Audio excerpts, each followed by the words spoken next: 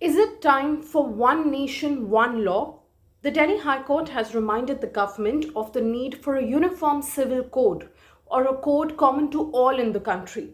Justice Pratibha M. Singh said that the modern Indian society is gradually becoming homogeneous and the youth in India need not be forced to struggle with issues arising due to conflicts in various personal laws in relation to marriage, divorce, etc. Now, before we dive into any further details, let's understand what does a uniform civil code mean.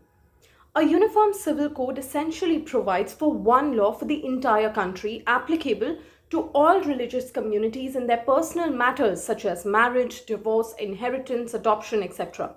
Currently, different laws regulate these aspects for different religions. For example, we have a Hindu Marriage Act, Hindu Succession Act, Indian Christian Marriages Act, Parsi Marriage and Divorce Act, etc.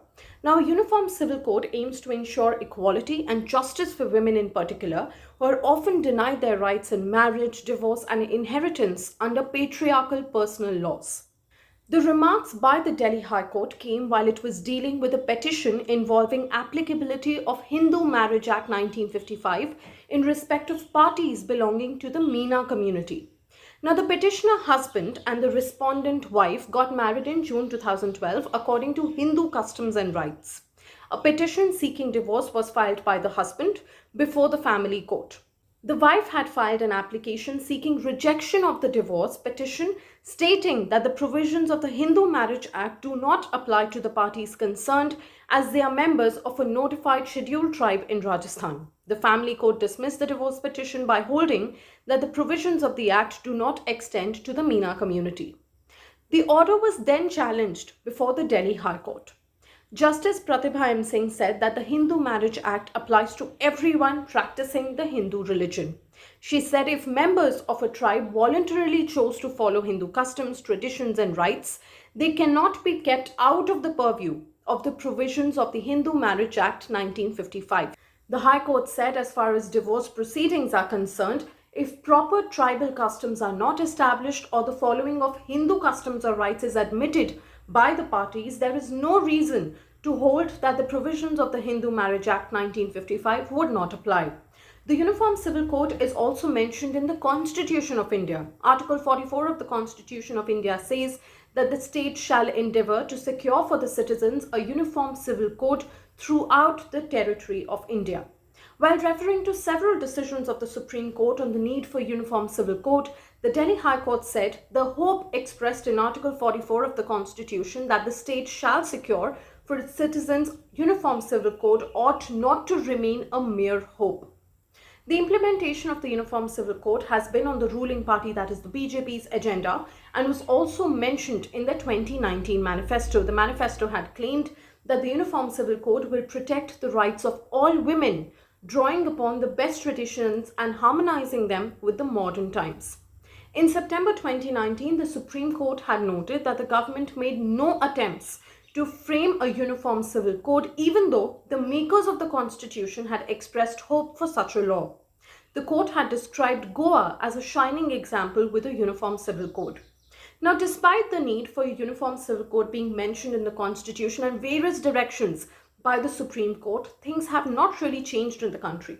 I personally feel that we must have a uniform civil code, because when we are giving so many rights particularly to the Hindu women, as we have the Hindu Marriage Act, we have the Hindu Widow Remarriage Act, we have the inheritance laws codified for the Hindu women, then why should women from the other communities suffer?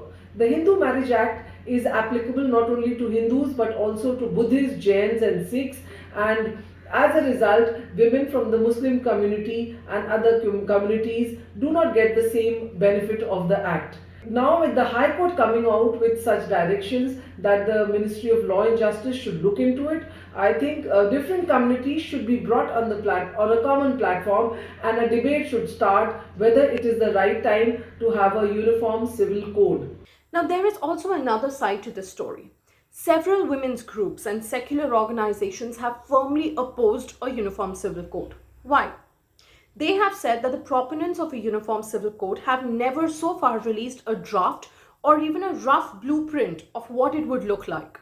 Many activists working for minority and human rights have said that they cannot have a uniform civil code coming from a Hindutva government. A lot of NGOs and women activists have opposed a uniform civil code, citing the diverse fragment of the society, citing different communities and religion prevalent in India. Not only that, the Naga community has in particular written to the Prime Minister against the Uniform Civil Code, as it feels that it will cause social unrest not only in their particular community but in other societies as well. The Muslim community has also been opposing the Uniform Civil Code, as they are governed by their own religious laws and customary courts. Especially now that triple talaq has been done away with, there is still a practice called nikah halala, which is prevalent, and if Uniform Civil Code comes, lot of issues would be sorted. Many allege that the demand for a uniform civil code has been appropriated by the Hindutva right wing, which is anti-Muslim, extremist and heavily patriarchal. Another red flag for women's groups is the fact that it is still unclear whether a uniform civil code would involve taking the best gender-neutral practices from different personal laws and making them applicable for all, or would it involve scrapping the personal laws of minority communities in favor of a majoritarian Hindu approach?